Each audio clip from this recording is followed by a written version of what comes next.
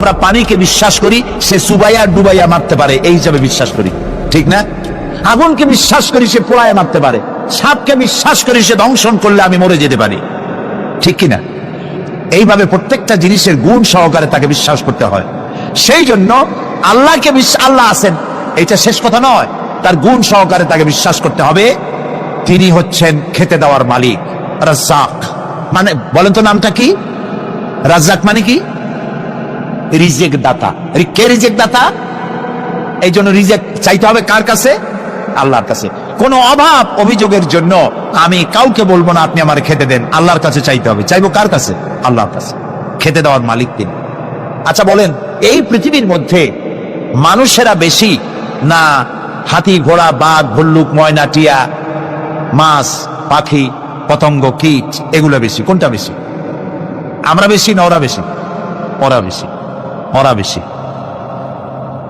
এই যে অসংখ্য হাতি আছে পৃথিবীতে, হাতির পেট বড় না আমার পেট বড়? গন্ডারের পেট বড় না আপনার পেট বড়? কুমিরের পেট বড় না আপনার পেট বড়? আচ্ছা, এখন এই সব প্রাণীদেরকে কে খেতে দেন? আপনার আমার তো ব্যাংকে ডিপোজিট আছে, কম থাকুক বেশি থাকুক, গোলায় ধান আছে, চাউল আছে, বাড়িতেও আছে, আছে না? কিন্তু এই যে পাতিশিয়াল, ফক্স, পাতিশিয়াল চেনেন তো? চিনবেনই তো, সাংঘাতিক চালাকি গুলি।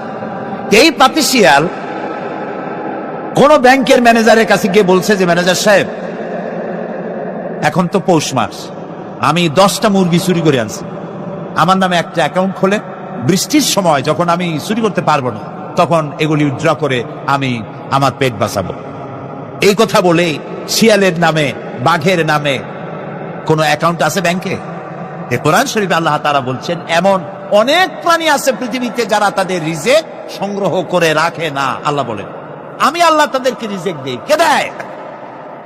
قل لو كنتم في بيوتكم لبرز الذين كتب عليهم القتل إلى مضاجعهم। আল্লাহ পাক বলেন, হে নবী তুমি বলে দাও, তুমি শোনায় দাও, যাদের ভাগ্যে নিহত হওয়া আছে তারা যদি তাদের বিছানায় শুয়েও থাকে, প্রকোষ্ঠের ভিতরে থাকে, মৃত্যু সেখানে গিয়ে হাজির হবে, ওখানেই মৃত্যু হয়ে যাবে। মৃত্যুর সময় আসলে পরে মানুষকে মোটেই সময় দেওয়া হবে না, সময় যখন আসবে সময় মতো তাকে বিদায় দিতে হবে। সুতরাং ঈমান, আল্লাহর প্রতি ঈমান আনলে পরে মানুষের ভিতরে নির্ভীকতার সৃষ্টি হয়, সে কাউকে পরোয়া করে না আল্লাহ ছাড়া। চিল্লায় কর সুবহানাল্লাহ, আরো জোরে বলেন সুবহানাল্লাহ। সাহস, বুক ভরা সাহস তার মধ্যে আসবে। এরপরে আল্লাহর প্রতি ঈমান আনলে পরে আরেকটি উপকার মানুষের হয়, এটা হলো 4 নম্বর উপকার। এটা কয় নম্বর? 4 নম্বরের উপকার হলো আল্লাহর প্রতি মানসিক প্রশান্তি আসে। সেই মানসিক প্রশান্তিটা হলো ইমানদার কখনো হতাশ হয় না, ইমানদার কখনো হতাশায় ভোগে না, নিরাশায় ভোগে না। যেহেতু কোরআন শরীফের ভিতরে আল্লাহ পাক বলেছেন আল্লাহর রহমত থেকে কেবল কাফেররা ছাড়া আর কেউ নিরাশ হয় না। আল্লাহর রহমত থেকে নিরাশ হয় কারা? যেরকম কারা নিরাশ হয়? আর কেউ আল্লাহর রহমত থেকে নিরাশ হয় না। সুতরাং আল্লাহর প্রতি এই আশা, ভরসা, আল্লাহর প্রতি এ ধরনের একটি প্রশান্তি মনের মধ্যে থাকে, সে হতাশ হয় না। কারণ আল্লাহর প্রতি ঈমান আশায় তার বুক বেঁধে দেয়। আল্লাহ পাক কোরআনে কারীমের মধ্যে বলেছেন আল্লাযী খালাকানি ফাহুয়া ইয়াহদিন। আল্লাহ ইব্রাহিম আলাইহিস সালামের মুখ দিয়ে কথা বলেছেন, আল্লাহ হচ্ছেন তিনি যিনি আমাকে সৃষ্টি করেছেন আর আমার হেদায়েতের রাস্তাও তিনি দেখিয়ে দিয়েছেন। ওয়াল্লাযী হুয়া ইউতঈমুনি ওয়া ইয়াসকিন। আর আমি যখন ক্ষুধার্ত হই তিনি আমারে খাওয়ান, আর আমি যখন তৃষ্ণার্ত হই তিনি আমারে পান করান। কে খাওয়ান? কে খাওয়ান আর পান করান কে? আল্লাহ পাক বলেন ওয়াইদা মারিতু ফাহুয়া ইয়াশফিন। ইব্রাহিম আলাইহিস সালামকে দিয়ে আল্লাহ এই কথাও বলালেন, আমি যখন অসুস্থ হই আমার এই রোগ মুক্ত কে করে দেয়? বলেন না কে করে দেয়? আল্লাহ রাব্বুল আলামিন রোগ মুক্ত করে দেন। হযরত আইয়ুব আলাইহিস সালামের ঘটনা কোরআনে কারীমের মধ্যে আল্লাহ রাব্বুল আলামিন উঠাই দিয়েছেন, বলে দিয়েছেন যাতে করে মুমিনেরা মনের মধ্যে আল্লাহর প্রতি আশা ভরসা আনতে পারে। রোগ হয়েছে হযরতে আইয়ুব আলাইহিস সালামের, এত অসুখ, অসুখে রোগে শোকে আত্মীয় স্বজন স্ত্রী পুত্র পরিজন সব তারে ছেড়ে গেল, গায়ে পোকা হয়ে গিয়েছে। 1 বছর 2 বছর নয়, বছরের পর বছর ধরে রোগাক্রান্ত অবস্থায় আইয়ুব আলাইহিস সালাম আছেন। এবার সমস্ত শরীর ছেড়ে জিহ্বার মধ্যে পোকা হওয়া শুরু হয়ে গেছে। হযরত আইয়ুব আলাইহিস সালাম জিহ্বায় যখন পোকা শুরু হয়ে গেল, আল্লাহর দরবারে তখন তিনি ফরিয়াদ করে বলেছিলেন, রব্বুল আলামিন, সারা শরীরে পোকা ধরলো, শরীর জড়া হয়ে গেল, রোগে শোকে শেষ হয়ে গেলাম, কোন শিকায়ত করি নাই, এবার তো কথা না বলে পারি না মাবুদ, তুমি দয়া করে আমার জিহ্বায় পোকা দিও না, আমার জিহ্বাটা পোকা ধরেছে, দয়া করে পোকা জিহ্বায় দিও না, কারণ আমার জিহ্বায় যদি পোকা হয়ে যায় তাহলে তোমার মতো আল্লাহর জিকির আমি কি দিয়া করব, আমার জিহ্বাটা ভালো রাখো আল্লাহ। হযরতে আইয়ুব আলাইহিস সালাম পড়েছিলেন, আন্নী মাসানি আদ-দুররু ওয়া আনতা আরহামুর রাহিমিন। আয় আল্লাহ, আমি রোগাক্রান্ত হয়ে পড়েছি আর তুমি তো রহমান রহিম। দোয়া মঞ্জুর হলো, আল্লাহ পাক আইয়ুব আলাইহিস সালামকে রোগ মুক্ত করে দিলেন। রোগ হলে পরে কে সেরে দেয়? কে সেরে দেয়? আল্লাহর প্রতি এই আশা, এই ভরসা, এই চিন্তা থাকতে হবে। আল্লাহ পাক বলেন, যখন আইয়ুব আমার কাছে দোয়া করল, আমিও জবাব দিয়া দিলাম, কোন সুবহানাল্লাহ। আল্লাহ পাক বলেন, ফাকাশাফনা মা বিহি মিন দুররি ওয়া আতাইনাহু আহলাহু ওয়া মিসলাহুম মাআহুম রাহমাতাম মিন ইনদিনা। আমি তার কষ্ট দূর করে দিলাম, তার হারানো স্বাস্থ্য ফিরাই দিলাম, এবং তার সাথী সঙ্গীদেরকে আমার পক্ষ থেকে আমার রহমত দিয়ে তার কাছে সব আবার আমি ফিরাইয়া দিলাম। সুতরাং মুমিন ব্যক্তি কখনো হতাশ হবে না। চতুর্দিকে দেখে বিপদ আর বিপদ, এই বিপদে সে হতাশ হয় না, আশায় বুক বেরিতে থাকে। নিরাশার আধারে তুমি হে আশার নূর, যেখানে বেরোবার কোন পথ নাই সেখান থেকে পথ বের করে দেয় কে? চিল্লায় কোন কে দেয়? আমার আল্লাহ পাক। দেখেন, হযরত ইউসুফ আলাইহিস সালাম হারায় গেলেন, মানে তার 11 ভাই ইউসুফ আলাইহিস সালামকে কুয়ার মধ্যে ফেলাই দিলেন, আর এসে তারা বলল যে ইউসুফ আলাইহিস সালামকে বাঘে খায়া ফেলেছে। এটা কি গল্প নাকি? এটা কোথায় আছে? কোরআন শরীফের মধ্যে আছে। ওই 11 ভাই মনে করেছিল ইউসুফ আলাইহিস সালামকে কুয়ার মধ্যে ফেলাই দিলাম, এই কুয়ার মধ্যে পচে মরবে, শেষ হয়ে যাবে। কিন্তু ওই 11 ভাই জানে না এটা কোনো কুয়া নয়, এটা হলো একটা সুড়ঙ্গ পথ, এটা হলো একটা টানেল। এক মুখে ইউসুফকে ফেলাই দিল 11 ভাই, কুয়ার আরেক মুখ থেকে আল্লাহ হযরত ইউসুফকে বের করে মিশরের সিংহাসনে বসায়া দিলেন। ওরা বোঝে না, তাই চিরকাল পাপীরা আল্লাহর বান্দাদেরকে, আল্লাহর দ্বীনের গোলামদেরকে অত্যাচার করে, মনে করে শেষ করে ফেলাবো, কিন্তু শেষ আল্লাহর গোলামেরা হয় না, ওরাই শেষ হয়। নির্মূল যারা করতে চায় ওরাই নির্মূল হয়ে যায়। টিকে থাকে কে? আল্লাহর গোলামেরা। টিকে থাকে কে? আল্লাহর গোলামেরা টিকে থাকে। নির্মূলই হয়ে যায় সব সময়। ঠিক কিনা কর? জোরে বলেন ঠিক কিনা?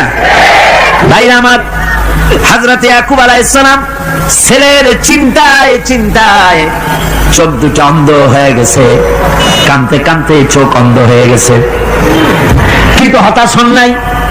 কারণ হতাশ হবে কেবলমাত্র কাফেরেরা। হতাশ হয় কারা? আল্লাহ বলেছেন হতাশ হয় কাফের, ইমানদার কখনো হতাশ হয় না। হযরত ইয়াকুব আলাইহিস সালাম ছেলে হারাইয়া কি বলতেছেন শুনেন। আল্লাহ তার কথা কোরআনে কারীমের ভিতরে আল্লাহ কি সুন্দর করে উঠায় দিয়েছেন। হযরত ইয়াকুব পড়তেছেন, ফাসাবরুন জামিলুন আসাল্লাহু আইয়াতিয়ানি বিহিম জামিআন ইন্নাহু হুয়াল আলিমুল হাকীম। ফাসাবরুন জামিল, ধৈর্য ধারণ করাই এখন আমার জন্য উত্তম। আমি এখন ধৈর্য ধারণ করব, হয়তো শীঘ্রই আল্লাহ আমার যাদের হারাইছি তাদের সকলকে আল্লাহ আমার কাছে ফিরাই দিবেন। তিনি সুবিজ্ঞ, তিনি প্রচন্ড ক্ষমতার মালিক। আশায় বুক বেঁধে থাকলেন তিনি। আর ইউসুফ আলাইহিস সালাম আজকে প্রেসিডেন্ট। তিনি মিশরের কি? তিনি 11 ভাই গেছে সেইখানে খাবার আনার জন্য। হযরত ইউসুফ আলাইহিস সালামের চিনতে কোনো কষ্ট হয় নাই, ওরা তো চেনে নাই, কিন্তু ইউসুফ আলাইহিস সালাম চিনে ফেলেছেন। হযরত ইউসুফ কোনো প্রতিশোধ নিলেন না। হযরত ইউসুফ পরিচয় দিলেন আর বললেন, ভয় পাইও না, খাদ্য তোমাদেরকে দিয়ে দিব। তোমাদের ব্যাপারে আমার বক্তব্য হচ্ছে, লা তাসরিবা আলাইকুমুল ইয়াউম, তোমাদের বিরুদ্ধে আমার কোনো ক্ষোভ নাই, বিদ্বেষ নাই, মাফ করে দিলাম। এই জামাটা নিয়ে যাও, আমার আব্বার জন্য এই জামাটা নিয়ে যাও। জামা নিয়ে যাচ্ছে মিশর থেকে। কোথায় কেনান, কোথায় মিশর? মিশর থেকে ইউসুফ আলাইহিস সালামের জামা নিয়ে ছেলেরা কেনানের দিকে যাচ্ছে, আর এদিকে হযরত ইয়াকুব বলতেছেন, আমি যেন আমার নাকের ভিতরে ইউসুফের গন্ধ পেতেছি। সুবহানাল্লাহ। জামা চলে এলো, চোখের উপরে তুলে রাখলেন, আল্লাহ চোখ ভালো করে দিলেন। সুবহানাল্লাহ। ভাইরা আমার, এই জন্য যারা আল্লাহর উপরে ভরসা করে, আল্লাহর ঈমান যাদের মধ্যে এসে যায়, ঈমান বিল্লাহর বড় উপকার হলো সে হতাশ হয় না, যত বড় বিপদ হোক হতাশ হয় না। দেখেন ইউসুফ আলাইহিস সালামকে কেমন করে জুলাইখা ঘেরাও করে ফেলে দিয়েছে, দরজা বন্ধ, তালা বন্ধ, জানালা বন্ধ, সিটকানি মারা, খিল মারা, তালা দেওয়া, বেরোবার কোনো পথ নাই, চতুর্দিকে নগ্ন চিত্র। এবার জুলাইখার কুপ্রেত প্রবৃত্তিকে চরিতার্থ করতে হবে, খারাপ কাজ করতে হবে, বেরোবার পথ নাই। হযরত ইউসুফ আলাইহিস সালাম তিনি জানেন দরজার সব বন্ধ, পালাবার পথ নাই, কিন্তু আল্লাহ রাব্বুল আলামিনকে তিনি ভয় করলেন। যুবক মানুষ, আল্লাহ রাব্বুল আলামিনকে ভয় করলেন। রব্বুল আলামিনকে ভয় করে তিনি তালাবদ্ধ দরজার দিকে দৌড় মারলেন। রব্বুল আলামিন আপন কুদরতে সবগুলি দরজা খুলে দিলেন। ওয়া মান ইয়াত্তাকিল্লাহা ইয়াজআল লাহু মাখরাজা, যে ব্যক্তি আমার ভয় করে, আমার পথে চলতে চায়, আমি রাস্তা খুলে দেই। সুবহানাল্লাহ। সুতরাং ঈমানে বুক বাঁধো, জওয়ানেরা, তরুণেরা, হতাশ হওয়ার কোনো কারণ নাই, আশায় বুক বেঁধে থাকো। আপনারা বলেন, এই পৃথিবীতে ইউনূস আলাইহিস সালাম যে বিপদে পড়ছিলেন, এর চাইতে বড় বিপদ পৃথিবীতে কিছু হতে পারে? আপনাদের চিন্তা বুঝি পারে? এইদিকে লোকেরা কথাই কয় না, মুঠো কি বলেন, পারে? এত বড় বিপদ চিন্তাও করা যায়। কোরআনে কারীমের মধ্যে আল্লাহ রাব্বুল আলামিন বলেন, ওয়াযান্নুন ইয যাহাবা মুগাদিবান ফাযান্না আন লান নাকদিরা আলাইহি। ইউনূস আলাইহিস সালামকে যখন মাছে গিলে ফেলে দিল, মাছ এবার পানির অতল তলদেশে চলে গেছে। মাছের পেটের ভিতরে দরজা নাই, জানালা নাই, ছিদ্র নাই, পালাবার কোনো পথ নাই। আছে? আছে? ফানাদা ফিল যুলুমাতি আন লা ইলাহা ইল্লা আনতা সুবহানাকা ইন্নী কুনতু মিনাজ জালিমিন। জানেন নাই দোয়া? পড়েন সবাই, লা ইলাহা ইল্লা আনতা সুবহানাকা ইন্নী কুনতু মিনাজ জালিমিন। হে আল্লাহ, তোমার পবিত্রতা ঘোষণা করতেছি, তুমি ছাড়া কেউ নাই, আমার তো আর বাঁচার উপায় নাই, আমি আমার উপরে জুলুম করেছি, আর তোমার পবিত্রতা ঘোষণা করতেছি। জিকির করতেছেন তিনি মাছের পেটের মধ্যে বসে। আল্লাহ রাব্বুল আলামিন বলেন, ইউনূস আলাইহিস সালাম মাছের পেটের ভিতরে বসে যে চিৎকারটা মারলেন, দুনিয়ায় কোন তার বন্ধু বান্ধবেরা শুনে নাই, কোন রাজা বাদশারা শুনে নাই। মাছের পেটের মধ্যে ফানাদা ফিল যুলুমাত, যুলুমাত হলো জমায় কাসির। এখানে তিনটা অন্ধকার ছিল। কয়টা অন্ধকার? একটা হলো মাছের পেটের অন্ধকার, একটা হলো রাতের অন্ধকার, আর একটা হলো পানির অন্ধকার। ত্রিবিধ অন্ধকারের ভিতর থেকে ইউনূস আলাইহিস সালাম হতাশ হয়ে যান নাই, তিনি চিৎকার মেরে আল্লাহরে ডাক দিলেন। আল্লাহ কয়, আমি ডাক শুনছি, কেউ তোমার ডাক শোনে নাই, আমি তোমার আরশের মালিক, আমি আল্লাহ শুনতে পেয়েছি, শুধু শুনি নাই, জবাব দিয়া দিলাম। فاستجبنا له ونجيناه من الغم وكذلك ننجي المؤمنين পড়েন না সবাই فاستجبنا له ونجيناه من الغم وكذلك ننجي المؤمنين আমি আল্লাহ পাক বলেন আমি ইউনূসের ডাক শুনলাম, ডাকে জবাব দিয়া দিলাম, আর মাছের পেটের ভিতরে বেদনার সৃষ্টি করে দিলাম। মাছ এবার ভেসে উঠলো। মাছের আর এখন কোন উপায় নাই বমি করা ছাড়া। মাছ কিনারায় চলে এলো, ইউনূসকে বমি করে ফেলে দিল। আল্লাহ কয়, শোনো দুনিয়ার মানুষেরা, শুধু ইউনূস আলাইহিস সালামকে নয়, ওয়া কাযালিকা, এইভাবে করে আমার মুমিন বান্দারা যদি বিপদে পড়ে আর আমারে ডাকে, আমি রব্বুল আলামিন এইরকম বিপদ দিয়া বাঁচায়া দেব। বিপদ থেকে বাঁচাবেন কে? সুতরাং গতকালকের মতো আবারও বলি, বিপদ আসতে পারে মুসলমানেরা মাজারে দৌড়ায় বেশি। কন নাউযুবিল্লাহ, জোরে কন নাউযুবিল্লাহ। বিপদ আসে আর মাজারে চলে যায়, যাইয়া সেখানে কাঁদে, মাজারের উপরে মাথা ঘা দিতে থাকে, পয়সা দেয়, মুনাজাত করে, কাঁদতে থাকে, মাজারওয়ালার কাছে বিপদ মুক্তি চায়। নাউযুবিল্লাহ পড়ে, আবারও কন নাউযুবিল্লাহ। বিশ্বাস করুন আমার ভাইরা, বিশ্বাস করুন, আল্লাহর কোরআন আমার হাতে। মাজারওয়ালার কাছে কানলে পরে ওই মাজারে যিনি শুয়ে আছেন, আল্লাহর কসম তার কোনো ক্ষমতা নাই আপনাকে বিপদ থেকে বাঁচাতে পারে। আছে ক্ষমতা? জোরে বলেন আছে? বিপদ থেকে বাঁচাবে কে? কে বাঁচাবে? আল্লাহ।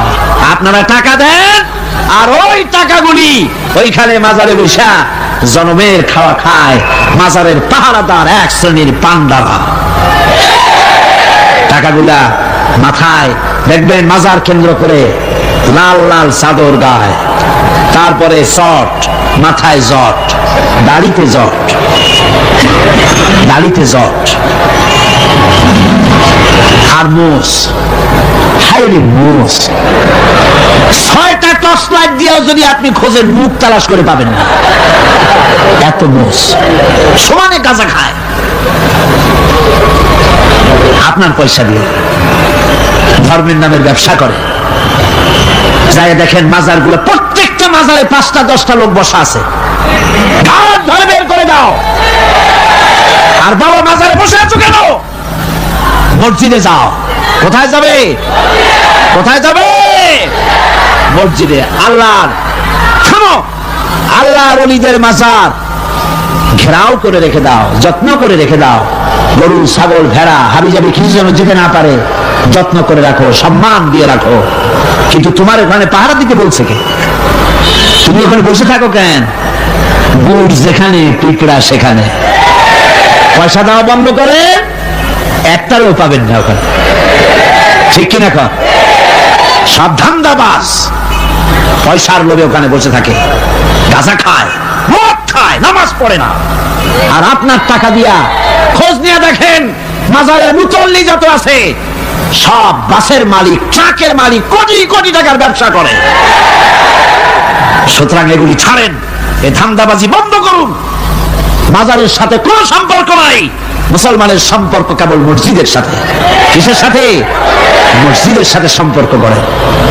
আমার বন্ধুগণ, বিপদ আসলে পরে কবরের কাছে যাওয়া নয়, বিপদ আসলে পরে মসজিদে যান, 2 রাকাত কাজায়ে হাজাতের নামাজ পড়েন।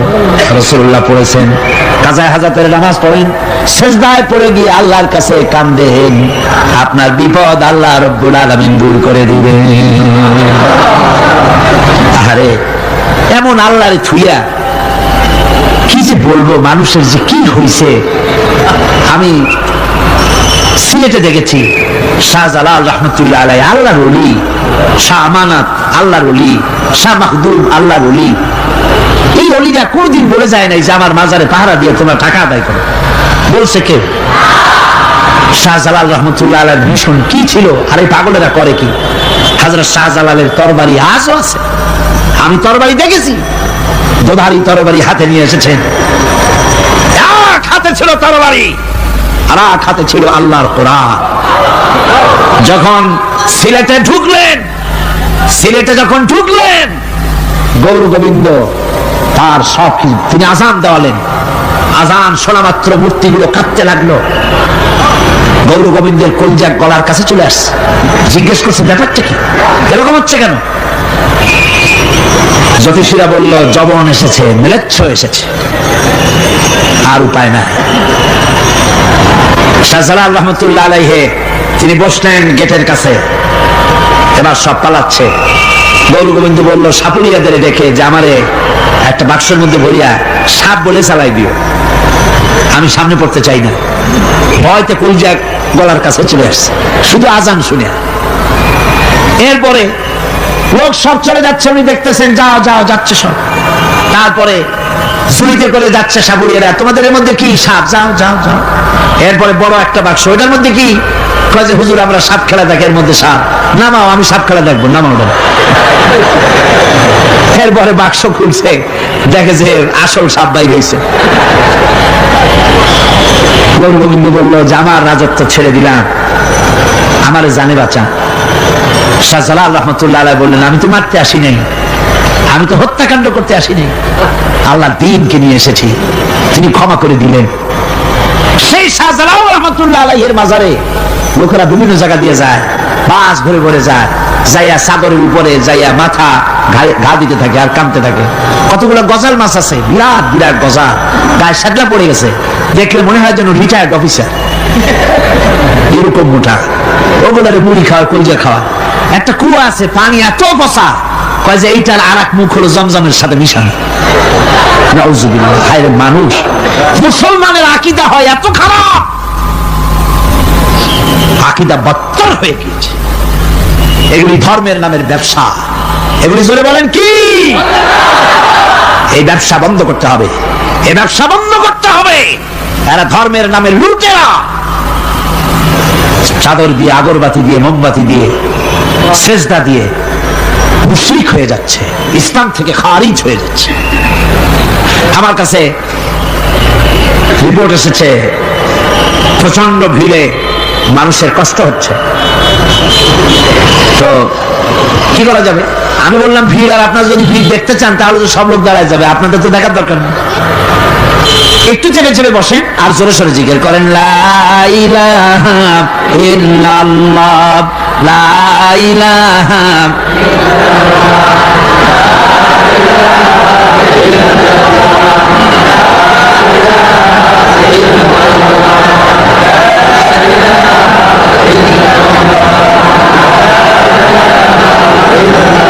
আপনি কিন্তু বসেই এগোতে পারতেন, দাঁড়ালে পরে ডিস্টার্ব হয়, হাঁটলে পরে ডিস্টার্ব হয়। নিজের কপালটারে খারাপ করেন না, এত সুন্দর আল্লাহর কথা শোনা থেকে নিজেকে মাহরুম করতে চেষ্টা করেন না। নিজেও শোনেন, অপরকেও শুনতে দেন। বসেন, মাজা ব্যথা করবে না, আল্লাহ মাজা ব্যথা ভালো বানায় দেবে যত সময় বসবেন। কোন আলহামদুলিল্লাহ। আপনারা বসছেন যে জায়গাটায়, এটা বেহেশতের টুকরা। এটা কি? এটা প্যারেড ময়দান নয়। মাজালিসুল ইলম হিয়া রাউযাতুম মিন রিয়াদিল জান্নাহ। হযরত আলী বলেছেন যেখানে ইলম চর্চা হয়, কোরআন আলোচনা হয়, হাদিস আলোচনা হয়, সেটা কোনো সাধারণ জায়গা না, সেটা জান্নাতের টুকরা হয়ে যায়। যেরকম সুবহানাল্লাহ। কাজে বেহেশত থেকে শয়তানের জন্য বাইর করিয়া না দেয়, সতর্ক থাকেন। শয়তান কি চায় যে আপনি সারাক্ষণ শোনেন? কি কোন চায়? চায় না। শয়তানের খপ্পরে পড়েন না, বসেন আর শোনেন। ইমানদার যখন বিপদে জর্জরিত হতে থাকে তখন সে ভেঙে পড়ে না, তখন অন্ধকারের, বিপদের অন্ধকার বিদীর্ণ করে আলোর এক প্রভা তার চোখের সামনে উদ্ভাসিত হয়ে ওঠে। সেটা কি? সেটা হলো আল্লাহ রাব্বুল আলামিনের বাণী, فإن مع العسر يسرا إن مع العسر يسرا। আল্লাহ পাক বলেন জেনে রাখো, দুঃখ এবং কষ্টের সাথে রয়েছে সুযোগ আর সুবিধা, আর অসচ্ছলতার সাথে রয়েছে উদার সচ্ছলতা। যেরকম সুবহানাল্লাহ। কাজে ভয় পাওয়ার কারণ নাই, হতাশ হওয়ার কারণ নাই। মন আশায় বুক বেঁধে রাখো। গুনাহ করেছো, হতাশ হয়ো না, যুবকদের গুনাহ করা স্বাভাবিক। ইউনিভার্সিটির ছাত্র, কলেজের ছাত্র, প্রফেসর, শিক্ষক, অফিসার ঘুষ খেয়েছেন, জিনা করা হয়েছে, মদ খাওয়া হয়েছে, মিথ্যা কথা বলা হয়েছে, যাই কিছু করেন না কেন ভয় পাওয়ার কারণ নাই, নিরাশ হওয়ার কোনো দরকার নাই। আল্লাহ পাক ডেকে বলেছেন, ইয়া ইবাদিয়াল্লাযীনা আসরাফু আলা আনফুসিহিম লা তাকনাতু মির রাহমাতিল্লাহ। আরে আমার আল্লাহর মতো এত ভালো আর কেউ আছে? এত দরদ আর কারো আছে? আমার আল্লাহ বলেন, ও নবী আপনি শুনায় দেন, হে আল্লাহর বান্দারা, তোমরা যারা নিজেদের উপরে বাড়াবাড়ি করেছো, নিজেদের উপরে জুলুম করেছো, অত্যাচার করেছো, আমি আল্লাহর রহমত থেকে নিরাশ হয়ে যেও না। মানুষ যদি অপরাধ করে, বাপের সাথে অপরাধ করেছে, মায়ের সাথে অপরাধ করেছে, মা বাবা সন্তানের চাইতে এত বড় কল্যাণকামী তো আর কেউ নাই, কিন্তু মা বাবা কোনোদিন বলে না আয় আমার ছেলে তোরে মাফ করে দেয়, এরকম বলে নাকি? মন চায় ছেলে যদি মাফ চাইতো খুশি হয়ে মাফ করে দিতাম, কিন্তু কেন যে আসে না, ডাকে না যে আয় মাফ করে দেই। মা বাপ আপনাকে এত ভালোবাসে, সেই মা বাপও আপনাকে বলে না যে আয় মাফ করে দেই। আমার আল্লাহ হচ্ছেন এমন আল্লাহ, আল্লাহ রাব্বুল আলামিন ডাকেন, এ বান্দা খুন করেছিস ফিরে আয়, জিনা করেছিস ফিরে আয়, হত্যা করেছিস ফিরে আয়, চুরি করেছিস ফিরে আয়, কুফরি করেছিস ফিরে আয়, সুদ খেয়েছিস, ঘুষ খেয়েছিস, মদ খেয়েছিস ফিরে আয়, এসে আমার দরবারে চোখের পানি ফেল, আমার দরবারে কাঁদাকাটি কর। ইন্নাল্লাহা ইয়াগফিরুয যুনুবা জামিআ ইন্নাহু হুয়াল গফুরুর রহিম। আমার দরবারে চোখের পানি ফেলে কান, আমি রব্বুল আলামিন জিন্দেগীর গুনাহ মাফ করে দেব। সুবহানাল্লাহ কর, সুবহানাল্লাহ কর। আমার কাছে কান, চোখের পানি ফেল। আল্লাহ রাব্বুল আলামিনের কাছে বান্দার দুইটা ফোঁটা বেশি প্রিয়। একটা হলো জিহাদের ময়দানে যে রক্ত ফোঁটা দেওয়া হয়, এটা আল্লাহর কাছে প্রিয়। আর আল্লাহর ভয়তে গুনাহের জন্য লজ্জা করে, অনুশোচনা করে বান্দা যখন চোখের পানি ছেড়ে দেয়, আল্লাহর কাছে এটা অত্যন্ত প্রিয়। নবীজি বলেছেন, বান্দা যখন গুনার ভয়তে, আল্লাহর ভয়তে, জাহান্নামের ভয়তে অনুশোচনা করে যখন চোখ দিয়ে পানি ছেড়ে দেয়, ওই চোখের পানি নাকের অর্ধেক আসতে না আসতে আল্লাহ রাব্বুল আলামিন বান্দারে মাফ করে দেন। আল্লাহ বরদাস্ত করতে পারেন না যে বান্দা কান্দে। আমার ভাইরা, আল্লাহ রহমত, এই পৃথিবীতে আল্লাহর রহমতকে 100 ভাগ করা হয়েছে। আল্লাহর রহমতের কত ভাগ?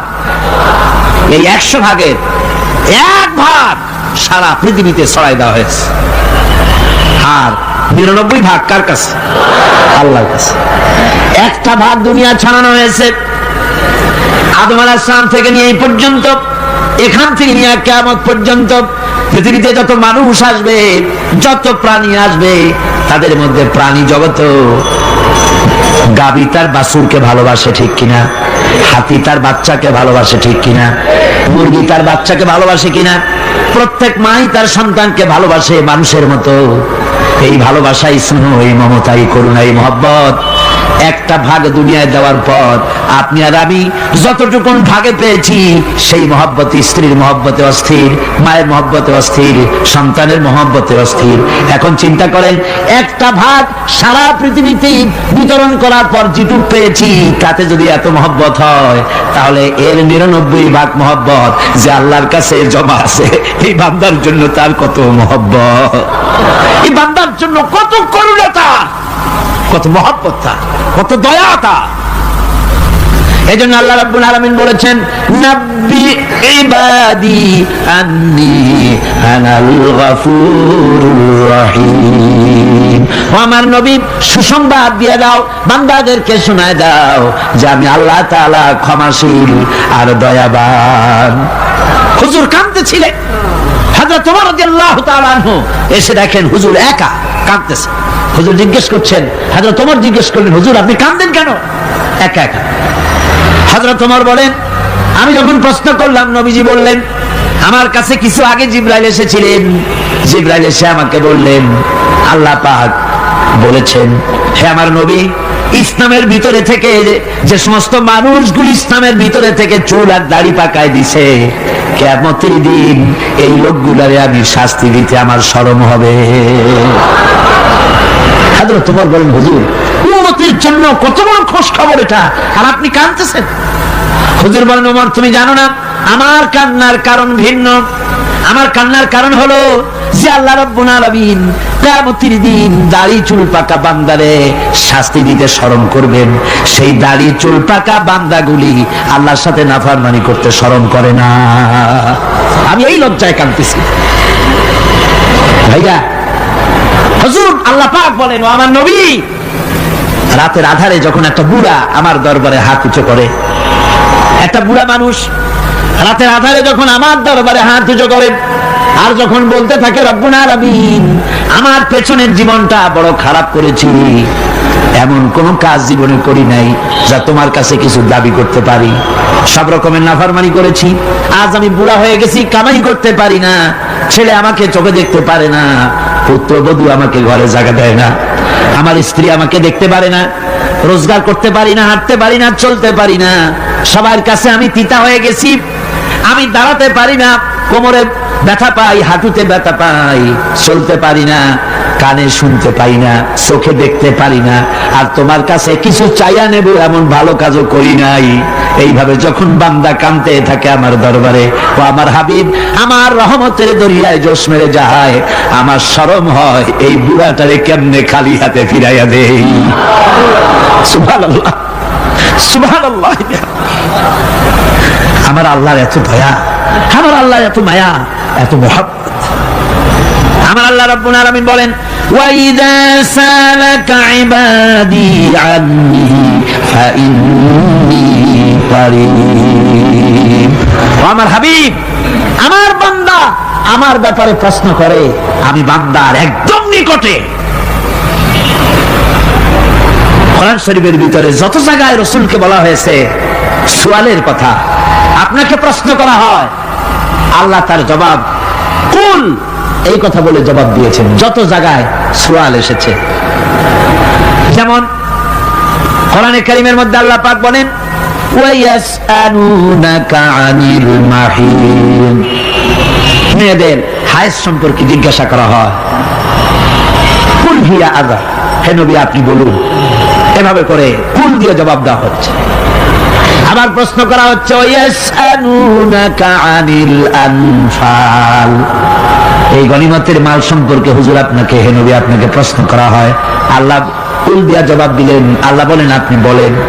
ওয়ায়াসআলুনাকা আনিল খামরি ওয়াল মাইসির, আল্লাহ পাক বলেন নবী আপনারে প্রশ্ন করা হয়, কুল ফীহিমা ইসমুন কাবীর, আল্লাহ কুল দিয়া বললেন তুমি বলো। আবার বলা হলো, ওয়ায়াসআলুনাকা আনিল আহিল্লা কুল হিয়া মাওয়াকিতু লিন্নাস, নবী আপনাকে প্রশ্ন করা হয় চাঁদের ক্রমবর্ধমান এবং ক্রমহ্রাস, এই যে বাড়ে আর কমে, পূর্ণিমা হয় অমাবস্যা হয়, কেন হয় আপনি বলুন। কুল, আপনি বলেন এটা আমি অর্থ এবং সময়, বছর আর দিন গণনা করার জন্য পৃথিবীবাসীদের জন্য বিনা পয়সায় একটা ক্যালেন্ডার বানায় আকাশে ঝুলাই রেখেছি। এভাবে যত জায়গায় এসেছে আপনাকে প্রশ্ন করা হয়, তত জায়গায় আল্লাহ জবাব দিয়েছেন কুল আপনি বলেন। গোটা কোরআন শরীফের ভিতরে এই একটি মাত্র জায়গা যেখানে বলা হয়েছে আপনাকে প্রশ্ন করা হয়, আল্লাহ এখানে বলতে পারতেন কুল আপনি বলেন, আল্লাহ তোমাদের নিকটবর্তী, এভাবে জবাব হয় না। এটা কায়দাটা হলো এই, আল্লাহ বলতেছেন, ওয়াইজা সালাকা ইবাদি, ও আমার নবী প্রশ্ন তো আমার বান্দারা আমার ব্যাপারে করেছে, এবার আপনার জবাবের কোনো দরকার নাই, প্রশ্ন আমার ব্যাপারে আমি নিজে জবাব দিয়ে দেই। ফাইন্নী কারীব, ও বান্দা আমার ব্যাপারে প্রশ্ন করেছিস, জবাব আমি দেই, আমি তোর সবচাইতে বেশি নিকটে। সুবহানাল্লাহ, কত নিকটে? ওয়ানাহানু আকরাবু ইলাইহি মিন হাবলিল ওয়ারিদ, তোর যে রগ এই শাহরগের চাইতেও আমি তোর বেশি কাছে। সুবহানাল্লাহ, আমারে ডাক, আমারে ডাক, কলিজা দিয়া ডাক, অন্তর দিয়ে ডাক। মনের থেকে মানুষ যদি ডাকে, মুখের ডাক আর মনের ডাক এক জিনিস নয়। दिल से जो बात निकलती है असर रखती है पर नहीं मगर ताकते परवाज रखती है। দিল থেকে যে কথা বেরোয় তা প্রভাব বিস্তার করে, ডানা নাই কিন্তু ওড়ার ক্ষমতা রাখে। মনের কথাই ভিন্ন। মন থেকে, দিল থেকে, কলিজা থেকে, অন্তরের গভীর কন্দর থেকে মুহাব্বতের সাথে কেউ যদি একবার বলে আল্লাহ, বলেন আল্লাহ, আল্লাহ, আল্লাহ। আল্লাহ রাব্বুল আলামিন বলেন, অন্তরের অন্তঃস্থল থেকে একটি বার যদি বান্দা বলেন আল্লাহ, আল্লাহ বলেন 70 বার সাড়া দিয়া জিজ্ঞেস করি, বান্দা কি চাও, আমি তোমার কাছে আছি। সুবহানাল্লাহ, আমি তোর একদম কাছে, কি চাস বল, বল আমার কাছে। এমন দয়াবান, এমন মেহেরবান, এমন আল্লাহ আমাদের। সে আল্লাহ রাব্বুল আলামিন তিনি বলছেন, وقال ربكم ادعوني استجب لكم। তোমাদের রব বলেছেন আমারে ডাকো, আমি আল্লাহ ডাকের সাড়া দিয়া দেব। সুবহানাল্লাহ। কারে ডাকতে হবে? কারে ডাকতে হবে? এই বিশাল জনসমুদ্র একযোগে চিল্লা কোন কারে ডাকতে হবে? কোন পীর সাহেবকে নয়, আল্লাহর কসম কোন খাজা বাবাকে নয়, ডাকতে হবে কারে? চিল্লা এখন কারে? ওয়াকালা রাব্বুকুম উদউনি, তোমার রব তোমাকে বলতেছে আমারে ডাকো, আস্তাজিব লাকুম, আমারে ডাকবে আমি সাড়া দিয়ে দেব। সুবহানাল্লাহ। আল্লাহকে ডাকেন, কি চাই আপনার বলেন, কি চাই? আল্লাহর কাছে চান, আল্লাহ দিয়ে দিবেন। যাওয়ার জায়গা আল্লাহর কাছে চাইবেন, আল্লাহ দিবেন।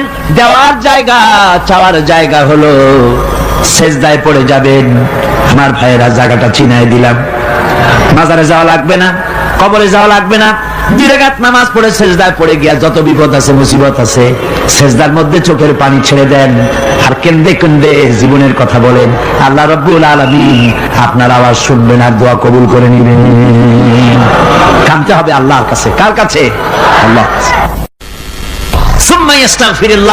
আর এরপরে সে যদি আমি আল্লাহর কাছে ক্ষমা চাই, ইয়াজিদিল্লাহা গাফুরার রহিমা, সে আমি আল্লাহকে গফুর এবং রহিম হিসাবে পাবে। সুবহানাল্লাহ। আল্লাহকে গফুর এবং রহিম হিসাবে পাওয়া যাবে। সব আল্লাহকে বলতে হবে, গুনাহ মাফ চাইতে হবে। এই জন্য হুজুর সাল্লাল্লাহু আলাইহি ওয়াসাল্লাম দৈনিক 100 বার তওবা করতেন। কোন হাদিসে আছে 70 বার, কোন হাদিসে আছে 100 বার তওবা করতেন।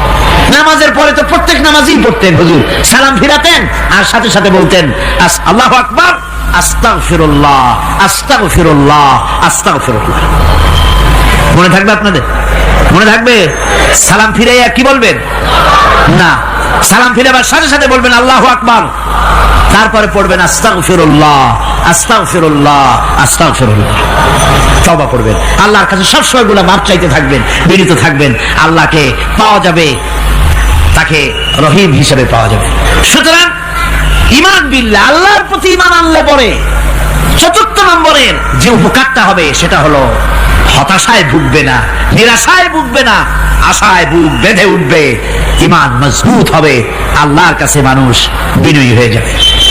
এবার 5ম নম্বরের উপকার আমি বলছিলাম, ঈমান বিল্লাহ, আল্লাহর প্রতি ঈমান আনলে পরে অসংখ্য উপকার হয়, অসংখ্য বৈশিষ্ট্য আছে। এর 6টা উপকারের কথা আমি বলবো। কয়টা? অসংখ্য উপকারের ভিতরে প্রধান 6টি উপকারের কথা বলবো। এর বললাম কয়টা? 4টে বলছি। এবার বলো 5ম উপকারের কথা। আল্লাহর প্রতি আপনি পূর্ব পশ্চিমে কতবার মুখ ঘোরালেন, এটাই কিন্তু আপনার আসল সৎ কাজ নয়। আসল সৎ কাজ হলো আল্লাহর প্রতি ঈমান আনা। এই ঈমানের ব্যাপারে 3টা দিন আমরা পার করে দিলাম, এখনো কথা শেষ হয় নাই। আল্লাহর প্রতি ঈমান আনলে পরে যে উপকারটা হবে 5ম নম্বরে, সেটা হলো কঠোর এবং কঠিন বিপদের ভিতরে বান্দার ভিতরে অবিচলতা এবং ধৈর্যের সৃষ্টি হয়ে যাবে। আলহামদুলিল্লাহ। কঠিন বিপদ মুসিবত আসলে পরে সে অবিচল থাকবে। সারা দুনিয়ার বিপদ আপদ, শত্রুতা, দুঃখ, কষ্ট, মুসিবত, জুলুম, নির্যাতন সবকিছু পাহাড়ের মতো উঁচু হয়ে তাকে ঘিরে ফেলবে, কিন্তু তাকে এক চুলও নাড়াতে পারবে না। আলহামদুলিল্লাহ। সারা পৃথিবী